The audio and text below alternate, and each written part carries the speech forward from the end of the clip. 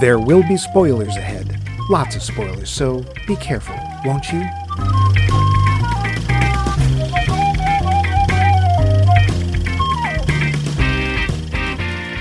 And Saint Spielberg and Lucas raised their hands on high and were heard to say, "O lords of cinema, bless this, the final chapter of our works of the Jones of Indiana, that with it we might suck our customers dry in thy mercy."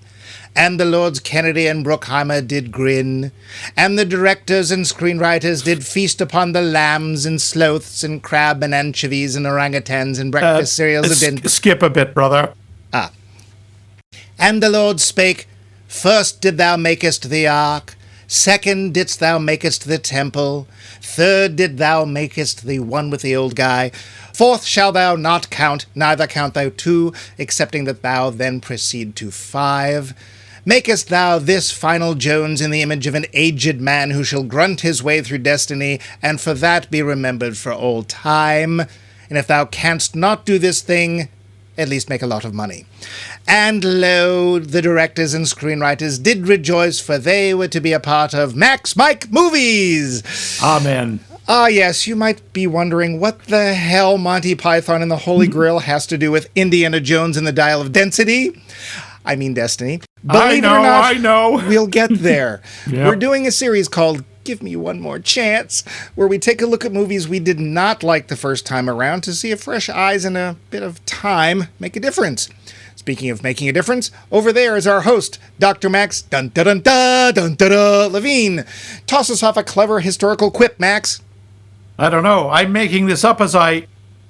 Line? Oh, Kirsten, honey, we're still filming. And I am the round to his short, Mike, forgettable sidekick loose. None of that's important now because we want to hear what you had to say. Oh, thank God. Poll question. Last week, our question to you was, are there any movies based on games that are actually any good? We weren't sure, but you were. First to answer was Regan McStravick. He said, quote, "Arguably, the Lego movies are better than they have a right to be. However, since I'm currently building a Tomb Raider escape room, I felt compelled to watch the first movie that was based on the Tomb Raider video game, and I found it to be very nearly unwatchable.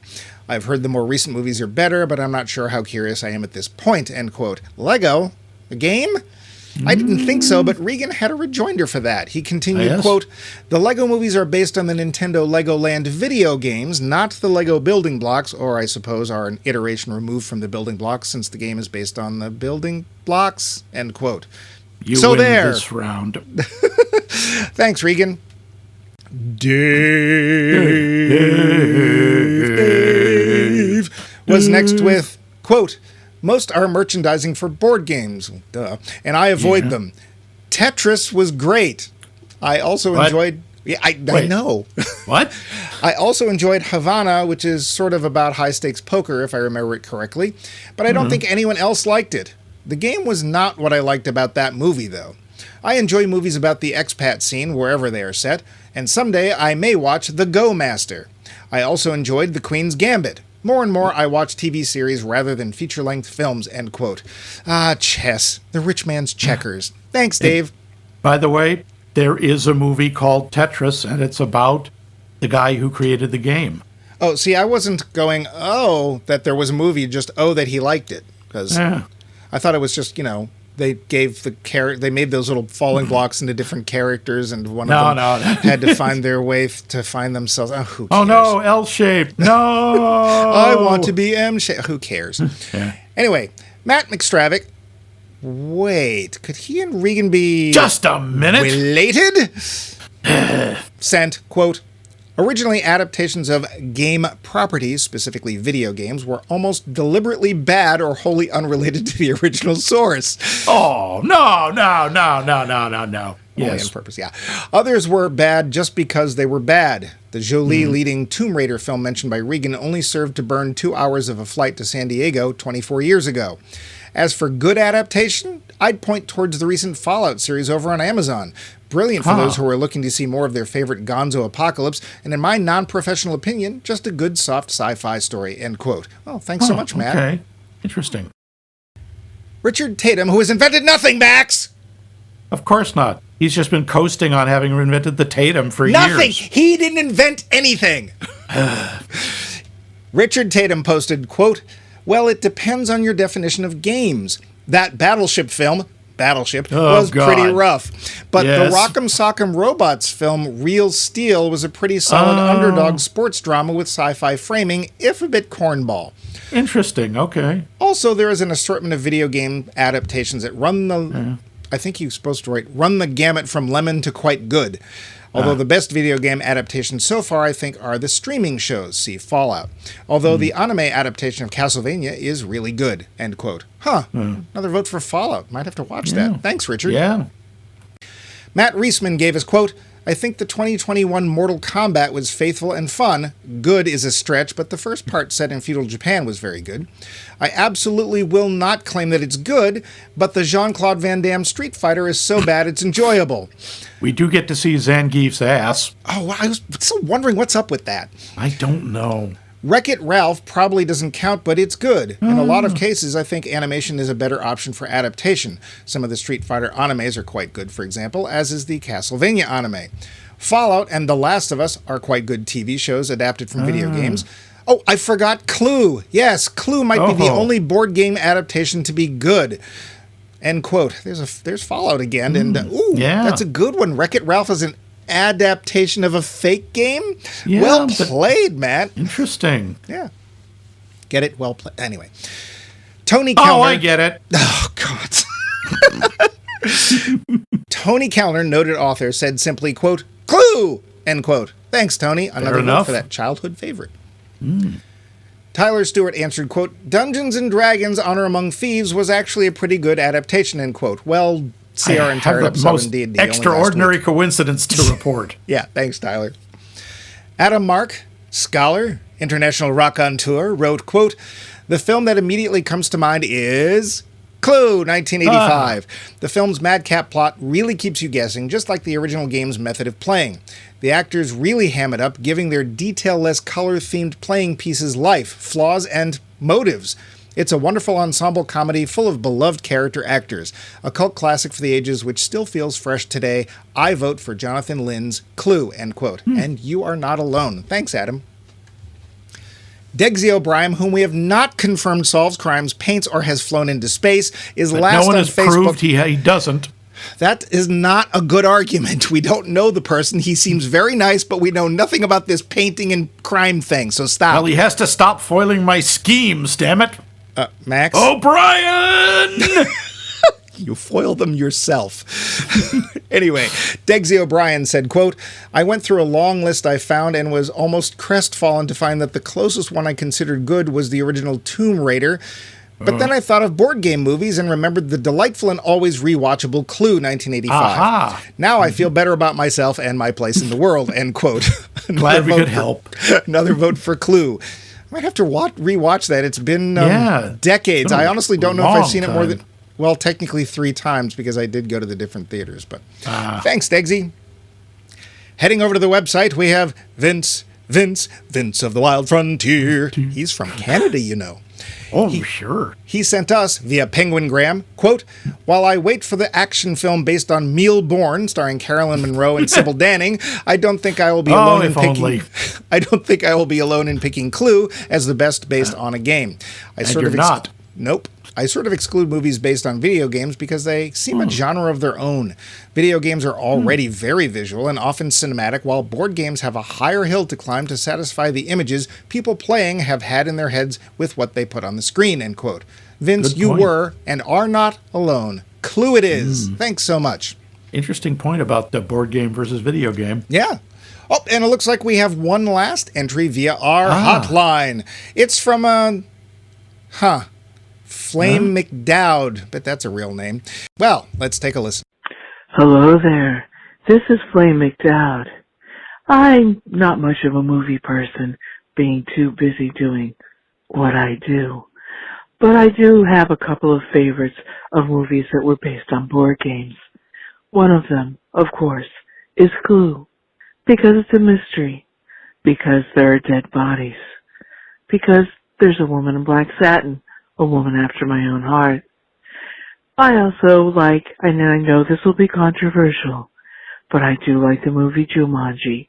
I know. It was really a picture book by that guy Chris Van Allsburg, but it was also, the movie was about a board game, and then it became one. There's something special in that, I think. So, those are my two answers for you. Mike, Max, I love your movies. Keep talking. Bye. Well, I'm sure that was a totally real person and not someone She sounds we know. hot. Thank you, Miss McDowd. Apparently you've got a date. Well, what about you, Max? What is your favorite game turned into movie and why? Well, I've always had a bit of a soft spot, of course, for Mortal Kombat. Not because it's good. In fact, No. pretty much the opposite. But Sorry. I do have to go with Clue in terms of board games. Yeah. I do just think it's hilarious. What about you? Clue. I remember liking it. To be fair, though, I have not seen it since it came out, to the best of my knowledge. I think maybe I did see it. I think it was when the video came out, it came with all three endings. So maybe I did see it once, but this would still be 80s. And I know it's likely an unpopular choice, but I actually pretty much enjoyed Warcraft. Really? Yeah. Okay. I was funny because my partner and I went to see it together, and he was really looking forward to it. I was like, it's Warcraft. I don't play. I don't really care. And we came out, and he was like, well, I was kind of dumb. And I was like, I kind of liked it. So, we'll go with that. Well, we're more than happy that you answered our last poll question, and we're hoping you're still game to answer this one. Har! Max, put that down, please. Oh, I get it. Why do you keep doing this? I'm the Game. dumb one. You're the smart one. Everyone knows that. I got the wrong script. Yeah, right. We'd like to know, is there a movie franchise where you actually like most or all of the films in it? Can't imagine why I came up with that. Let us know and we'll quote you on the show. Up next, Oh, wow. it seems we got a little Listener mail. Val Coons, frequent answerer of polls and dodecahedrus of the podcast Q Footsteps, offered this about last week's episode on Dungeons & Dragons Honor Among Thieves. Quote, just wanted as a non-gamer to toss my 2 cents in about this film. It has issues. I didn't like Chris Pine in this. He just felt too modern and snarky to me. And too useless. He's the protagonist? Why? He doesn't show any real leadership qualities, has no special abilities. Holga would have made a much better protagonist. I did like the character of Doric, but her flat, modern American voice was really off-putting to me. And a big no on Hugh Grant. I couldn't buy that he was ever pals with Edgin, or Ed. There is no thief or scoundrel about him or his character. If they maybe changed it to boyhood friends who were parted by fate, I might buy him in this role, but otherwise, nope.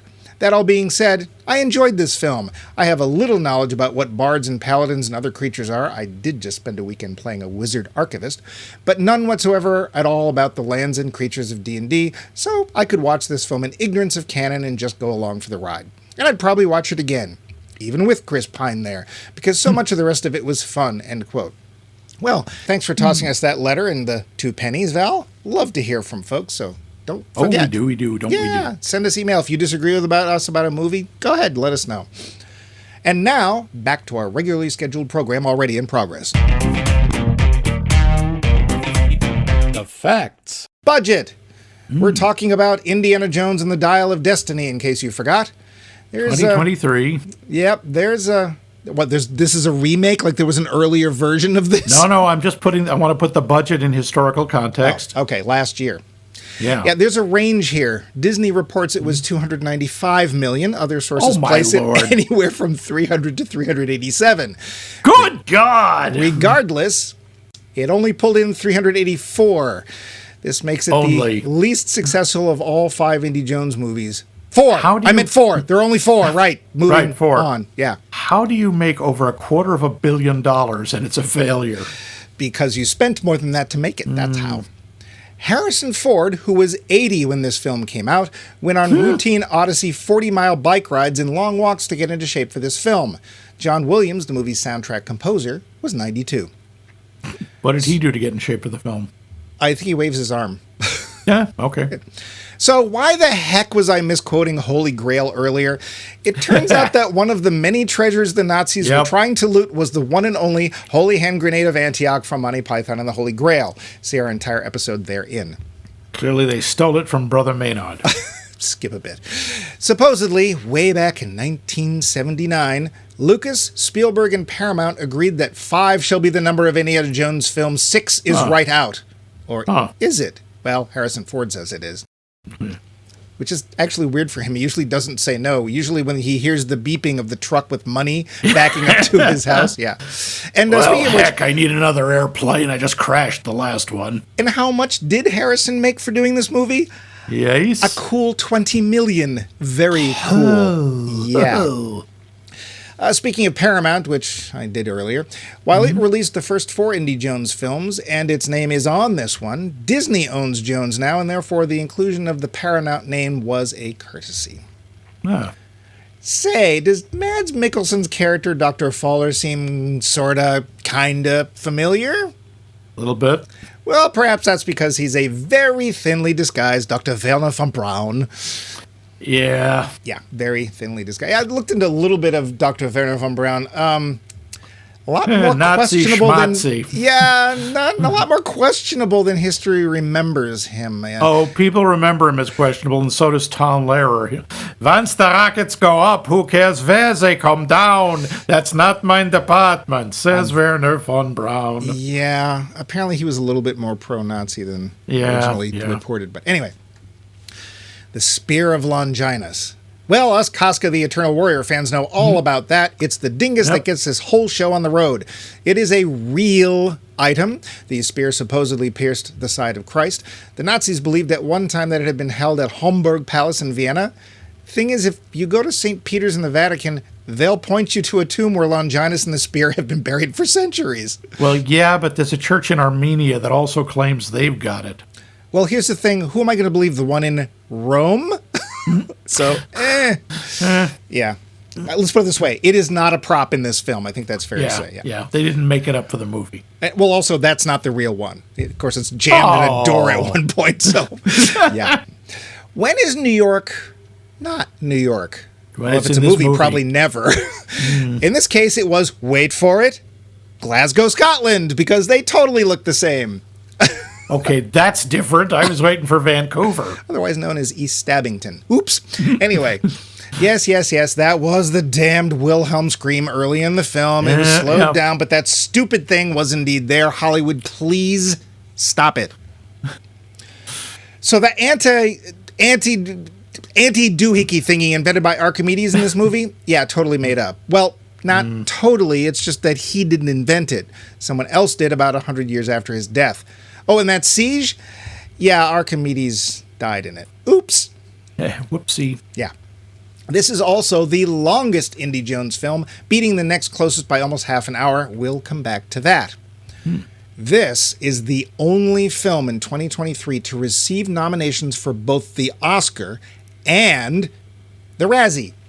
And if it wasn't obvious, this was the only of the Indy Jones movies that wasn't really touched at all by either Lucas or Spielberg. They just took money. Yeah, they just took money off the top, probably. And unless Max has some dial of destiny lore, do you, Max? Do you?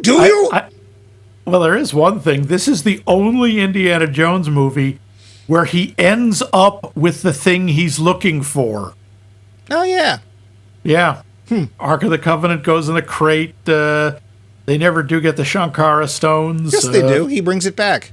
Oh, yeah. He doesn't keep it, though. Well, no, that wasn't the point. Yeah. Yeah. He doesn't get the Holy Grail, doesn't take that home with him. He doesn't get the crystal. Oh, he gets it, but he puts it. I don't know about what's that one. I don't remember that one. Oh, nothing. It was a Christmas special. Okay. Oh God. The Indiana Jones Holiday Special. Happy Life Day. Who do we have to thank for not having that? Okay. Well, then I have to get to the plot. Okay. Hold on to your hats, folks. Dun, dun, dun, dun.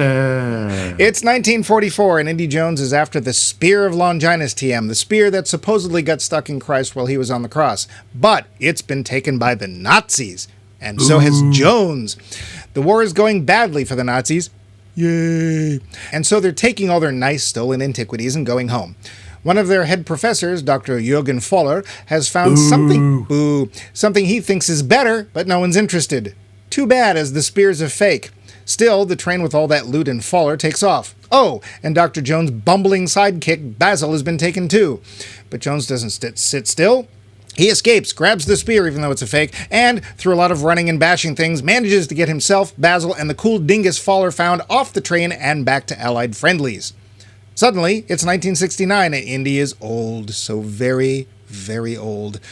Marion has divorced him because their son, Mutt, was killed in Vietnam. Yay! And neither could get over their grief. Oh, harsh. Jones is being retired, but suddenly up shows the daughter of his old friend Basil, and she's looking for the dingus made by Archimedes himself. And what is this dingus? Why, it's supposed to be a device that can predict the opening of, wait for it, portals in time.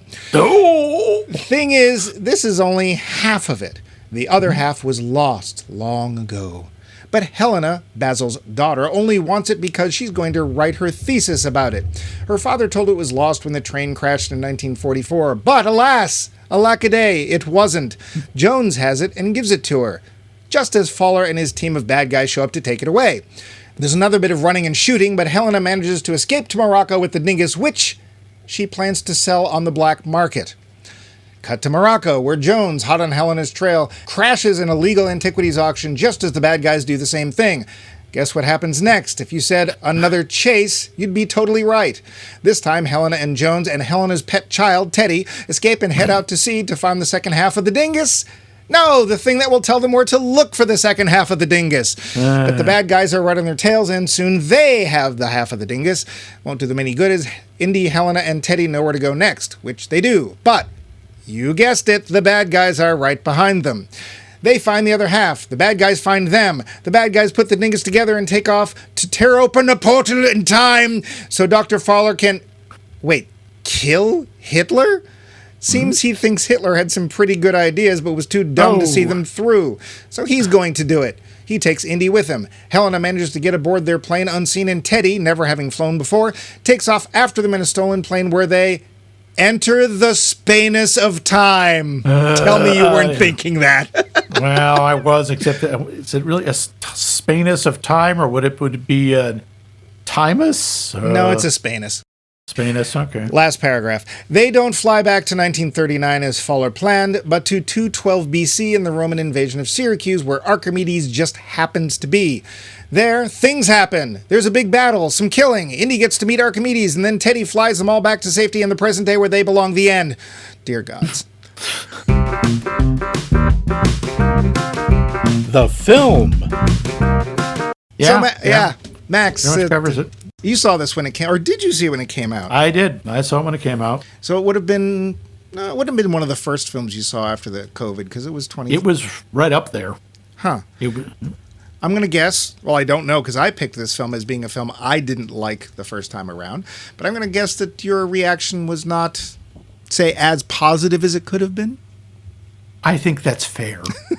No, I did not. I didn't like this. I didn't honestly expect to like it because of, well, what we saw in the film we shall not speak of.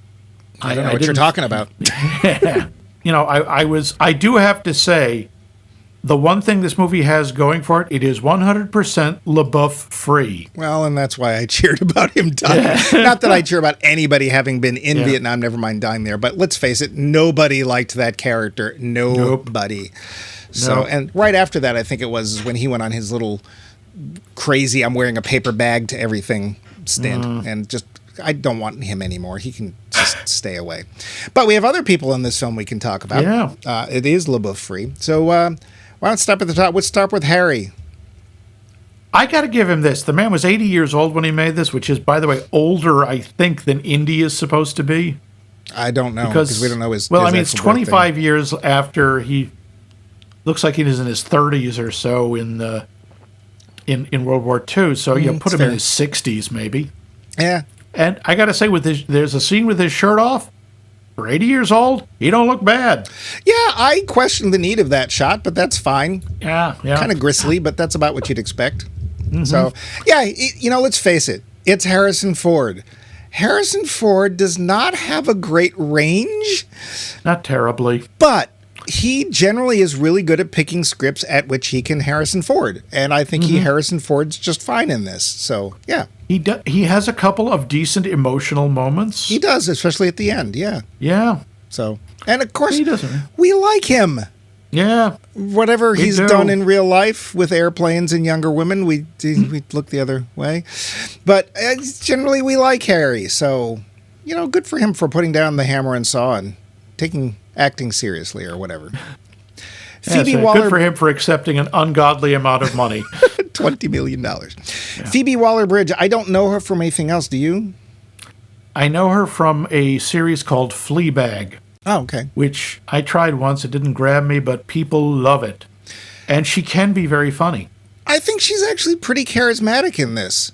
Yeah, I think she's all right. her character is a little problematic, but and we'll get back to this, but I have this feeling that there was a would you watch her as Indy Jones? Would you kind of going on here?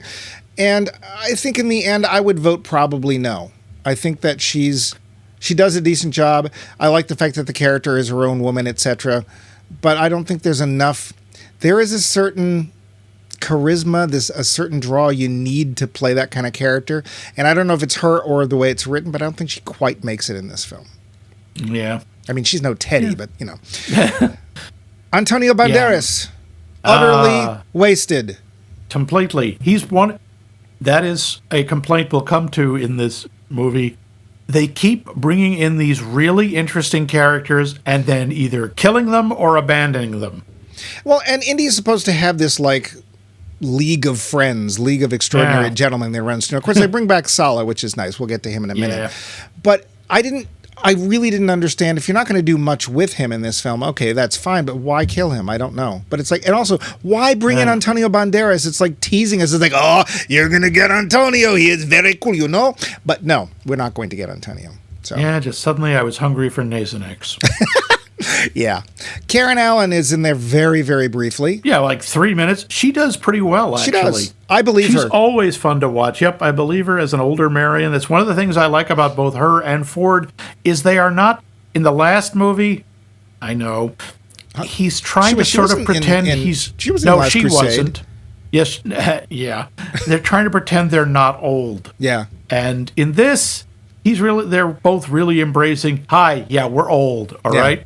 Yeah. She John does Rhys-Davies. fine. Yeah, she's fine. Oh, John Rhys-Davies. Never mind the somewhat problematic aspect of a Welshman pretending he's Egyptian.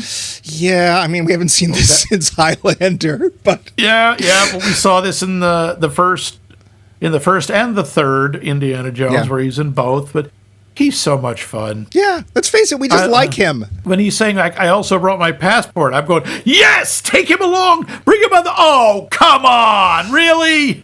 Considering what we get into, I think that was a wise choice. Well, I don't know if he has survived, but yeah. There.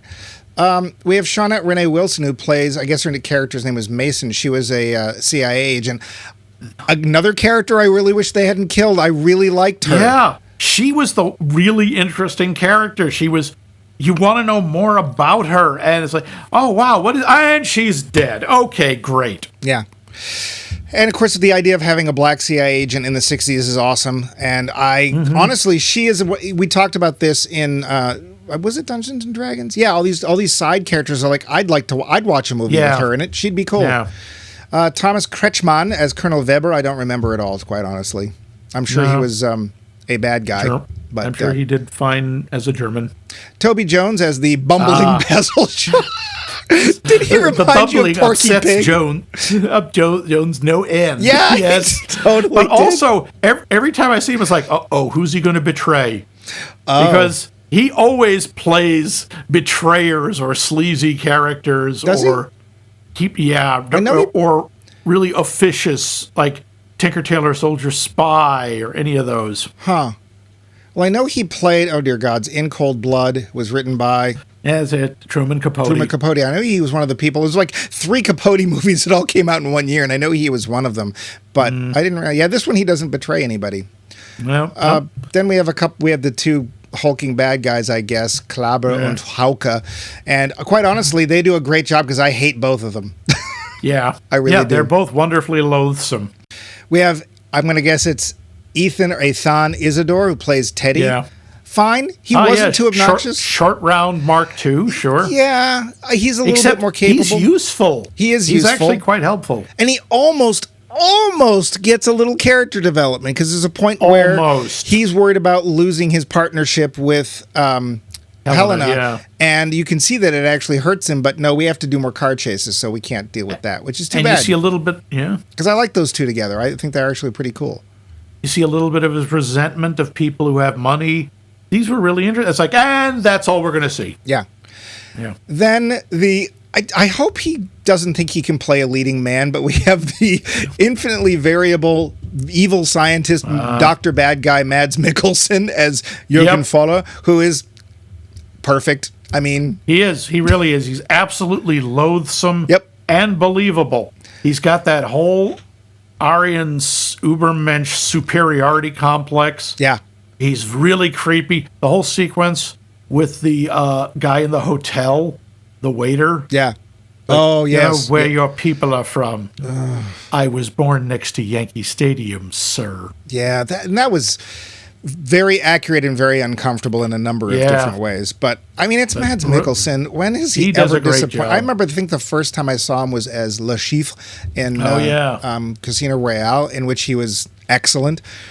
I hope he's a really nice guy. I hope he's like world's best dad, because he is so horrible on screen. He really is. But he's so good at it. You want to push him off of things. Yeah. After that, it's a bunch of people.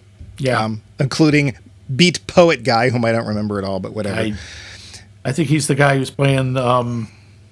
is it Magical Mystery Tour or whatever the Beatles song? Way too loud. Oh, that's right, Larry, the guy downstairs. Yep. Yeah, okay, yeah, that's it's fine. too loud, Larry. Yeah, I'm sorry, you're just too gosh darn loud.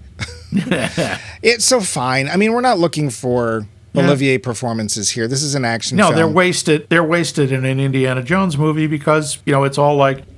Chase scene, dun, dun, dun, dun, dun, dun, another chase scene, fight scene, chase scene. Yeah, we're going to get to that. But, so a solid enough cast with, sadly, a bit of waste, really, because there's people we would like to have known more about. But,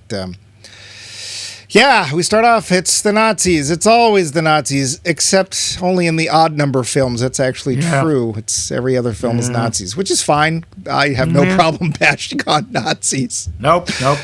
And I mentioned Koski the Eternal Warrior because as soon as the Spear of Longinus shows up, I'm like, ooh. So there is this series of men's adventure books. We've talked about men's adventure in the past. Very manly men's adventure books. And I got to say, I've read sweaty men. Doing large, sweaty things. Yep. Koski the Eternal Warrior, I don't remember how many. There's like 20-something of them. There's a lot. Supposedly all written by Staff Sergeant Barry Sadler, the Green Beret, who wrote the Ballad of the Green Berets. I would recommend the first one. I actually enjoyed it. I've read it like 4 or 5 times. And I also really like Koska the Panzer Soldier. Other than that, ignore them. But basically, the guy who stuck the spear into Christ, supposedly, is cursed to live until they meet again. And so he just becomes a warrior in all these different cultures. But I saw the spear show up and it made me go, oh, I know what it is. Yep.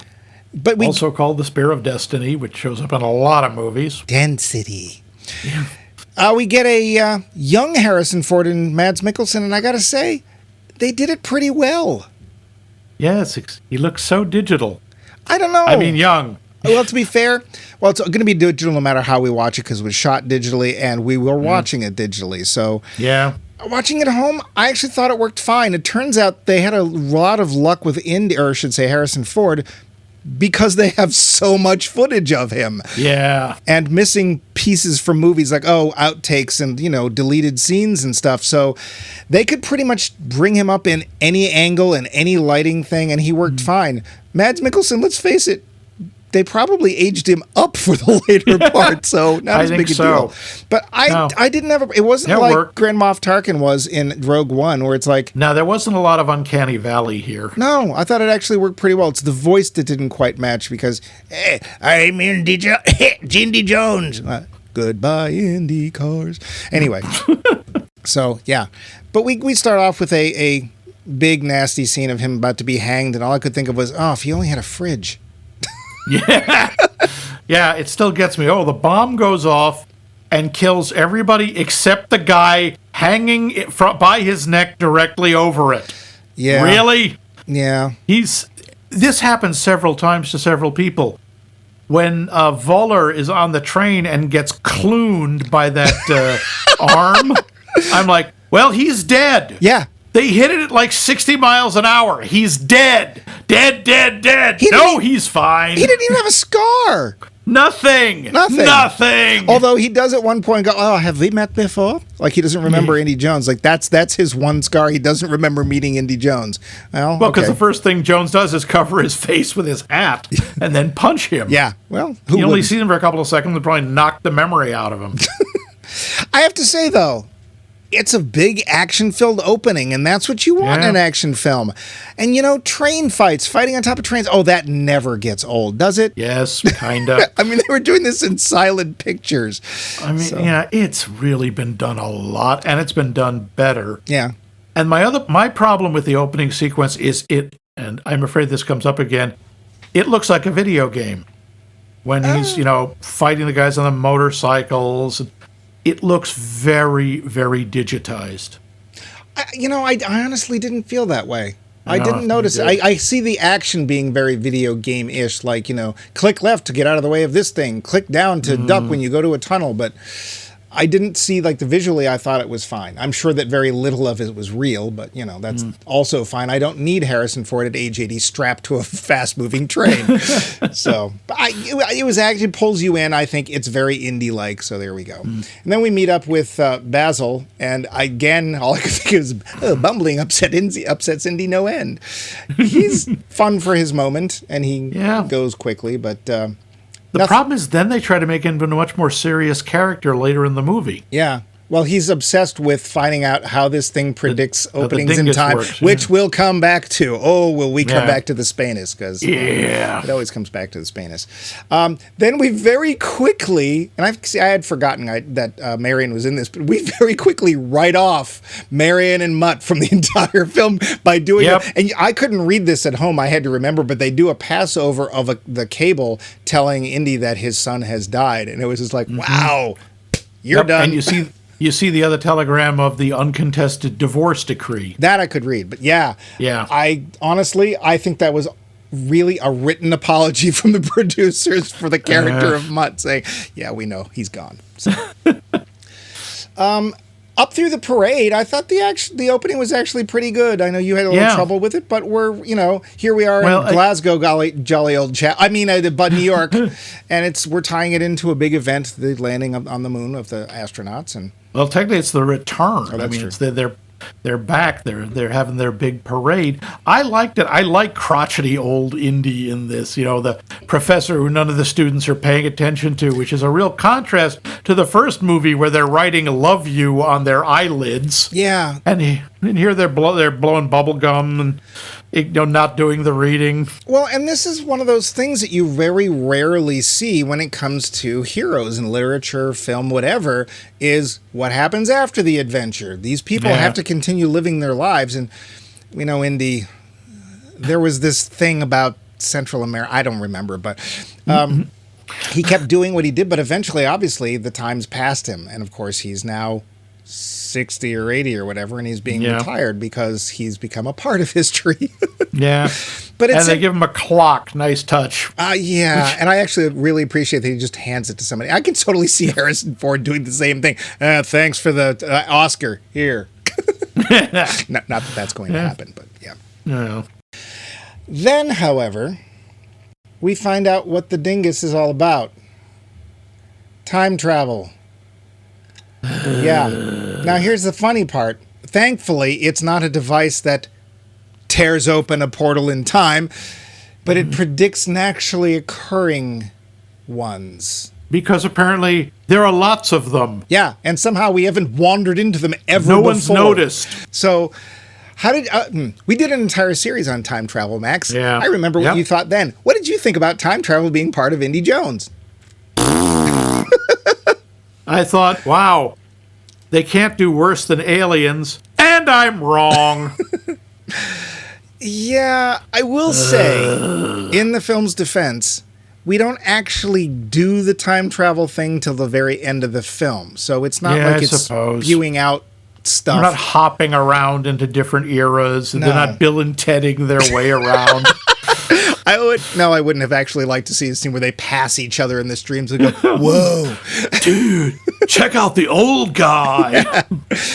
I will say, also in the film's defense, that there was a real temptation, I'm sure, to go, we could fix the Mutt thing and have him live, and then Indy and Marion are now happy because their son didn't die. Oh, good, they didn't do that, because I was really worried. But they don't actually do that. They actually don't change anything, so good. Although he brings the dingus back, we just don't see it. It goes in a crate or I don't know. Actually, we don't know because he wakes up and Helen. No, it's in his bag next to him. Is it? Okay. Yeah. Yeah, Helen is not going to take it. Oh, yeah. So, yeah. Hey, she's got that solid gold Pokemon disc to sell or whatever it was. Oh, yeah, that thing. Yeah. And a bag of diamonds. I have to say, though, Dr. Jones, is he better at destroying or saving artifacts? Yeah. He leaves a trail of wanton destruction. He's doing like Schliemann with the ruins of Troy. Like, look, these things have been here for 20,000 years. Boom! Crash! Oops! Well, there's still 2. Oh, I got this one. Yep. Yeah, so, and I know that this is not historically inaccurate, but over time, I think I'd really rather Indy was not the person I chose to go dig something up if it was interesting or important or whatever. So, no, Dr. Jones, we have a really important lecture series we need you to do. Yeah, no, don't go over to Syria. Stay here. Yeah. Yeah. This solid glass. Oh crap! Indy Jones is here. Yeah. I mean, to be fair, he's only second to James Bond when it comes to taking care of artifacts. Yeah. Look at you, Moonraker. Yeah. So, I have a question for you, Max. Yeah. Indy's wanted for the murder of his coworkers because. Yes. Yeah. Can you explain that for me? He was there, and because he's. Okay. No. I got it. Okay. Yeah. The CIA is involved. Yeah. So. And they want to cover their tracks. Okay. And so they must have planted a fake story. Okay, so he's in the news. The CIA knows that he is where he is, what he's doing, etc. Yeah. How can he just walk on a plane without any problems at all? It's pre 9/11. Well, yeah, but like he's walking up the street and he gets recognized. There's nobody. He took off his hat. They didn't think, he might try to leave on a plane. Nah. Sala went with him and punched everyone who recognized him. No, I'm gonna have. I don't know, but I just. I mean, he must have had. He went things. to friggin' Tangiers. He must have had. Here's my passport. That's funny. That name is right here on our most wanted list. Oh well, I'm sure it's a coincidence. Go ahead. And also, quite honestly, it's Royal Moroccan Airlines. Is like if you had to suddenly flee the country for murdering people, that's exactly where you would go. Yes, it is. You wouldn't go to London. You wouldn't go to Paris. Nope. You'd go to like Morocco or Yep, he's going to Tangiers. He's going. Yeah, and Yeah. he's like, I wonder if we're in Tangiers. Oh yes, there are camels. We must be. Yes, and then they get to Tangier, and of course there's a chase scene, and who's chasing them? It's Guido the Killer Pimp. Yes. Yep. Big Rami, or no, Little Rami, whatever his name is. It doesn't matter. All I can think of is it's totally Guido the Killer Pimp, because they're supposed to be like of the local mafia family, although it's Moroccan mafia or whatever it is. But I can't remember. Is that from Revenge of the Nerds?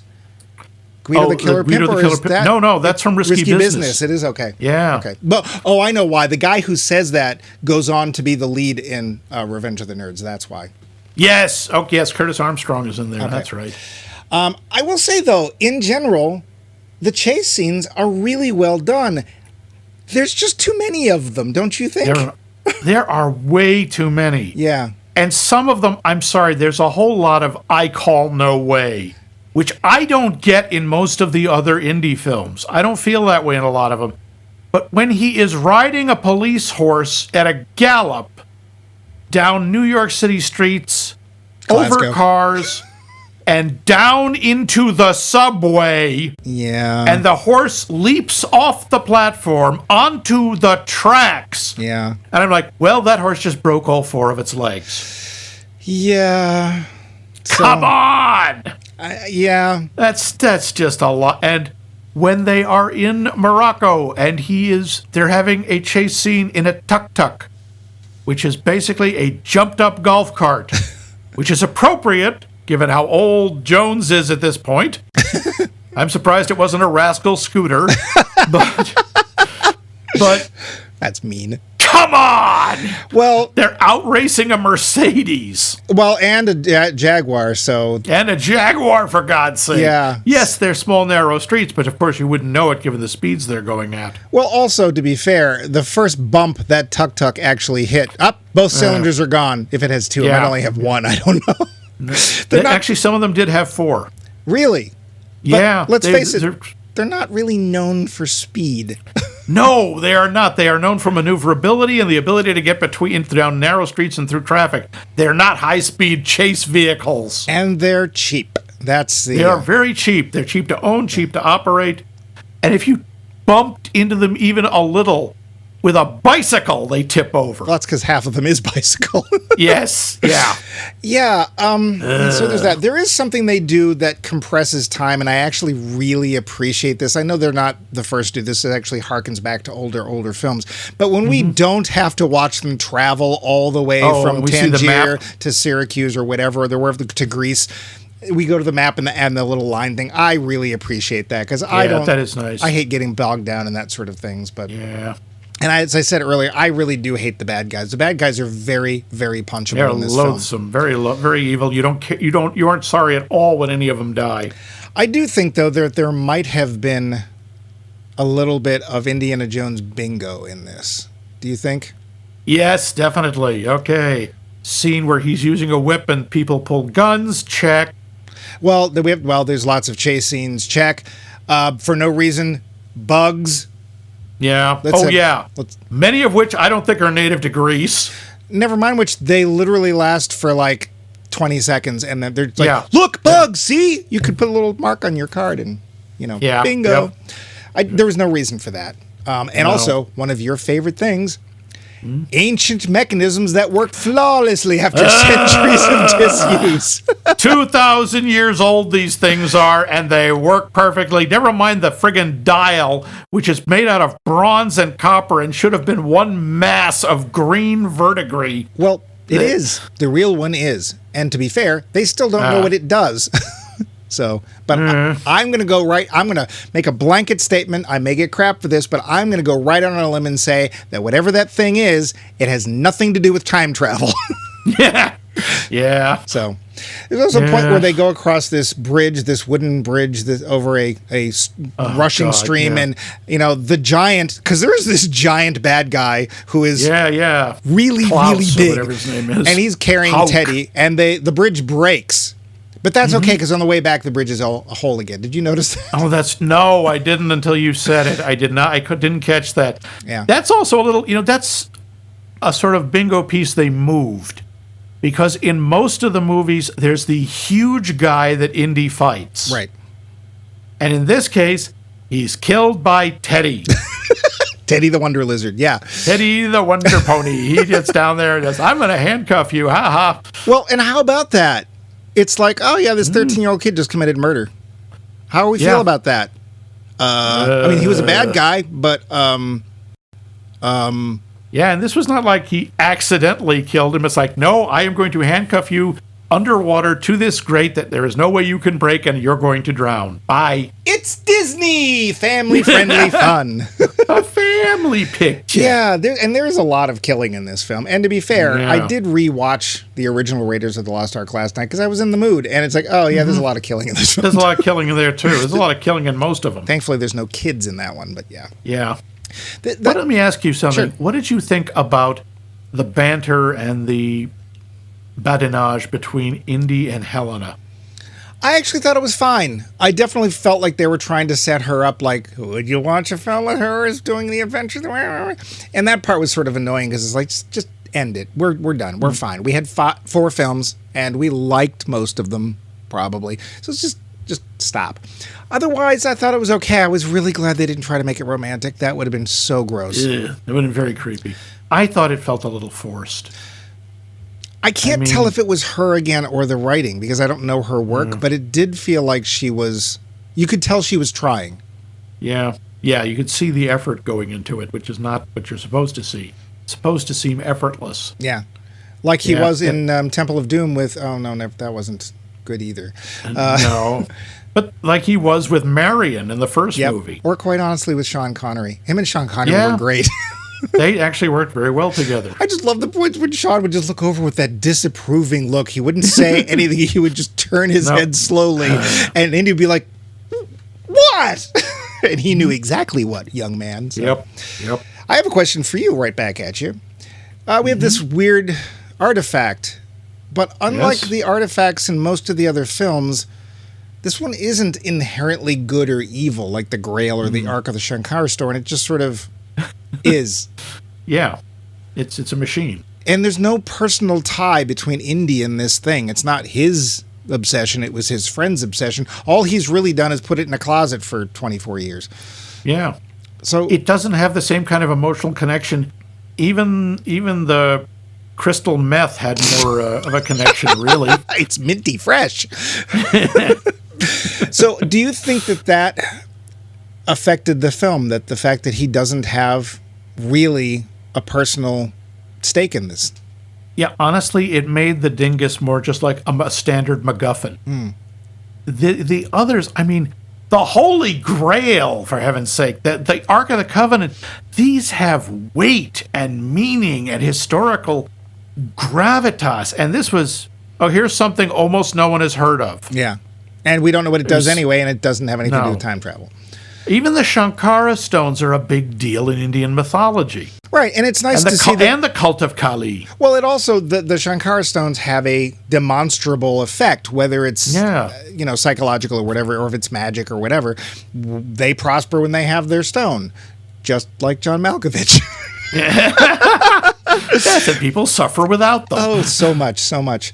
But this one, it's like, I'd say it does Spanus things. It even doesn't, though. It just says, there's the Spanus over there. Well, and also what amazes me is that the CIA is with Dr. Fowler because he's Von Braun, but he's not. And they know they're going after this Archimedes thing. And if they did any research, they would know what it was, too. They might have, but they don't believe in it. They think it's, come on, this is silly. But they believe in it enough to help him. Yeah. So why aren't they still interested in it after a bunch of stuff happens? Like, I don't know. Why do they just let Indy keep it? I guess they're not using their top men. Well, they're all busy stacking crates, apparently. I guess so, yeah. Yeah, that didn't make any sense. So I don't know. I have pretty much the end of mine. No, you have another note. Go ahead. No, I want to talk about the end. The bit with honestly, the very, very they end end? up at this. No, the siege. Well, that too, but the siege at Syracuse, or Syracuse, as the English say. Well, they're wrong. Yes, they are. But just go to New York. Glasgow. No, Syracuse, New York. Oh. Yep, that's upstate. I wonder who plays Syracuse, New York. Probably Vancouver. Anyway. That sequence, absurd as it is, and very obviously digital, actually really held my attention. Oh, yeah? I thought that was pretty exciting. I was right. I kind of liked the bit of, look, there's a German bomber flying over, and the Romans look up and go, we have to take out their dragon. Yeah. Like, okay, that's probably how their minds would accept that. It actually is a really refreshing take on the look at my magic technology and avert your eyes and get all excited. It's like, oh crap! Well, there's something else we got to deal with. Yeah, and they're like they actually shoot it down. Yeah. It's like, wait a sec, can they do that? Apparently. Well, let's look how many shots they were taking. I mean, it was probably a 20 to 30 to 1 ratio. But let's face it, all you need to hit a nice big plane like that is one of those flaming rocks, and that'll take it. So. Yep, that'll do it. Somehow they don't hit Teddy. Yeah. Even when he lands. Well, he's up a little higher, but yeah, they don't seem to think that baby dragon apparently isn't dangerous. Now, of course, it's not shooting either. But yeah. Are you That's true, a big history nut, or do you just have a fondness for that particular time period? Or I'm a bit of a history nut, and I do like that. I am interested in that time period. You know, the whole thing of the solar mirror. No one is exactly sure if it's real or not. oh yeah, they are. They did it on MythBusters.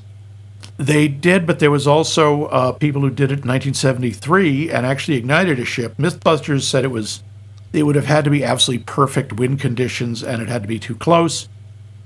But no one really knows if the thing existed. They never found it. Right. Also, yeah, my other problem is, how does Indy recognize Archimedes? I don't think anyone knows what he looks like. Archimedes trading cards. That's it. Very big in That's gotta ancient be Greece, it. in case you didn't A know. lot of chocolate frog cards have Archimedes on them.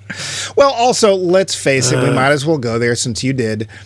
Even if Indy understood ancient Greek, there's absolutely no way he'd know how to pronounce it. So No, his pronunciation would be all over the place. yeah, because there's no way to know. And honestly, I was a little disappointed. I thought, oh, he's going to stay. He's going to stay and die there. That's actually a really cool ending. And here, I like that. I want to ask you this. Did you get the idea that the filmmakers are like, oh, should we do this? Yeah, Huh. I thought they were holding it up as an option, and then they showed it to like focus groups, and the focus groups were like, "Nah, we don't like that." And then suddenly, conk! Yeah, Indy and the Yeah, audience. pretty much. Yeah. Here's the thing. Would you rather he'd stayed? Even knowing Yes. that he would have died in the battle with Archimedes? yes, because that's so appropriate. I would have liked like a final shot of like an old Greek or Roman frieze, and one of the characters in it, like doing one of those death scenes of lying back on a slab, looks like him or something like that. Or if some Greek warrior is wearing a fedora. It suddenly becomes popular throughout the ages. Yeah. I I would have liked that. It's also was his choice. Yeah, that's what he wanted to do. Yeah. He's like, I want to stay part of history. I'm obsolete now. I mean, it's And, oh, the final scene with Marion is very touching. it is. It's sweet. It is nice. Like, oh, look, they're going to get back together. They do a mirror sequence of the where doesn't it hurt, Yeah. which is very sweet. And then everyone else goes out for ice cream, but it's Well, you can never have too much ice cream. true. But it's that was very Disney to me. I think it would have been better for him to stay there. And she's saying, "You'll change history." All I'm thinking of, there is the wreckage of a World War II plane full of machine guns right over there. Yeah. You think they're not going to learn something from that? We already know they put propellers on the Phoenix. Yeah. Well, how else would it fly? Yeah, and if not, if Archimedes can take apart the watch and figure out how to a system of gears, they're going to figure out, hey, what's inside these bang pellets? As we well know, Archimedes isn't going to have time to do that because he's about to die. He's going to die. Yeah. Archimedes is about to die. Yeah. So yeah. Archimedes need food badly. So I guess technically Archimedes predicted the film The Flight of the Phoenix. Yeah, I think so. Does that mean he predicted Jimmy Stewart? I also have, I got to say, they kept trying to do the memorable lines, because the first movie had so many of them. I don't remember any. Oh, come on. No, this film. Yeah. Oh, yeah. The one I kind of liked is, "You're German, Voller, don't try to be funny." I like And that. there is a great bit by Patton Oswalt, having traveled to Germany. Look it up. It's hilarious. But you know what else is hilarious? Well, actually, not hilarious. We should get to that part because I'm looking at the clock and it says you should get to that part. I have a talking clock. You have a weird clock. The finish. So, Max, Yeah. you saw it once, didn't like it. Yeah. Saw it twice because you haven't seen it between now and then, have you? That is right. And what do you think? Still don't like it. There are some parts that are okay. Like I say, the final segment is at least fun to watch. Mostly, I find it annoying because they're these cool characters that they do nothing with or kill. It's not awful. It's not. I don't think it's as bad as the film we will not speak of, but I don't think it's good. What about you? So here's the thing. I do not think this film has the rewatchability of, quite honestly, any of the other films in the series, not including 4. Which even still, isn't Helen? Yeah, Helen Mirren's in that. No, not Helen Mirren. Galadriel. Oh, Kate Blanchett. Kate Blanchett is in it, although she's playing Natasha Patel. Yes, he's taking time out from chasing moose and squirrel. I actually enjoyed it more the second time around. Huh, you know what? okay. I think, except that it's too long. It's about a half an hour too long. Yeah. It does drag, especially when they are leaving their car chase and going back to Syracuse. It's like, oh dear gods, please, can we wrap this up? But I think the action sequences are well filmed. I gotta say, I'd never noticed this before. Indy Jones films tend to be very orange and yellow. They are very warm paleted films. Oh, yeah. And because when I rewatched Raiders, it was the same thing. Lots and lots of yellows and oranges. And I don't know if that's to make the warmth of our heart, or I don't know, or it's to suggest age somehow or whatever. But I thought that was an interesting thing to pick up. I think Harrison Ford does a decent job. I don't think it's embarrassing until we go into time. I like the scenes with him and Karen Allen, as short as it is. I think Phoebe Waller-Bridge is fine. I don't want to see her on her own film. I think that the time travel thing is dumb. Thankfully, again, we don't dwell on it. So it's, I mean, to be fair, does the Holy Grail thing make sense? And the whole, you drink from it, you last forever, except you can't leave this room? Yeah. I don't think that's actually in the Bible, but there you go. I actually enjoyed it better. I think it's honestly the third best Indy Jones film, because it's, I think it's better than Temple of Doom. Because Temple of Doom is just like, look how gross this is! Bugs and stuff and and it's goofy. There's a little bit of, aren't foreigners weird? Yeah, and it's just kind of goofy. Yeah, we'll have to listen to Spielberg's wife, what's her name there? Just sort of complain. Kate Capshaw, just complain her way through the film. Everything is uncomfortable and awful, and why don't they do things like we do at home? Where's the Red Watney's word barrel, blah, blah, blah, blah. And I think it goes Raiders, Last Crusade, this, and then the final film, which would be Temple of Doom. So, it's not great. Don't tell him, anybody. I don't think it's great by any means. I don't think it has a lot of rewatchability. I've seen it twice. I'm done. I don't really need to see it again. But I didn't hate it, but I didn't like it any better. I would give it a solid B. So for me, it did. I remember really disliking it, but this time I thought I'd give it a B. So, all right, that's cool. But what I don't give a B is your answers to our poll questions, because we love those. So he doesn't give an F either. No, I give A's because we want to hear your answers, and to hear them, we must give you the question. We would like to know, is there a movie franchise where you actually like most or all of the films in it? Let us know, and one film is not a franchise. Let us know and we'll quote you on the show. And how do you answer? Well, you can answer us. Tell us. You can answer us in the usual ways, such as emailing us directly, and that is us at maxmikemovies.com. Go to our website, leave a comment on any of our episodes. You can answer the poll question as Vince does, or you can even put your listener mail there like Val Coons did this time around. Or tell us, hey, you should do a series on X, or you shouldn't do a series on Y. Or we think you were totally wrong, whatever. That's maxmikemovies.com. Go to Facebook, where we are Max Mike Movies, and you can also leave a comment, which a lot of you do for the poll question.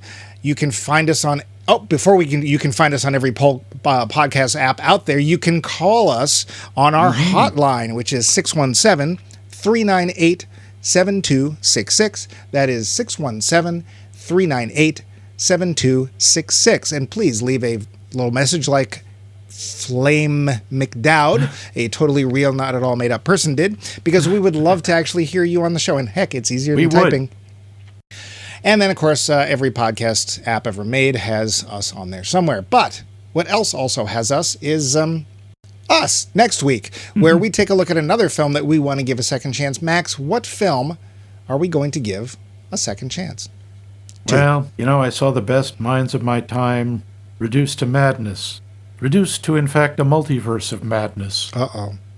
Yeah. We're going to see a sequel to a movie I rather enjoyed, which was Doctor Strange. Oh, yeah, I like that. And the first time I saw the sequel, Doctor Strange and the Multiverse of Madness, I was not impressed. And I'd like to give it another try, because I like Benedict Wong, or whoever is in this. And I like a lot of the people in it, and I like the idea. I really wanted to like this movie. maybe it'll hold up better. And also, it's another movie with "and" in the title. Name "and." We had "and the Dial of Destiny," got "and the Multiverse of Madness." Maybe this will break the streak. Dungeons and Dragons? No. So we can tune in next week and hear a multitude of Maxness?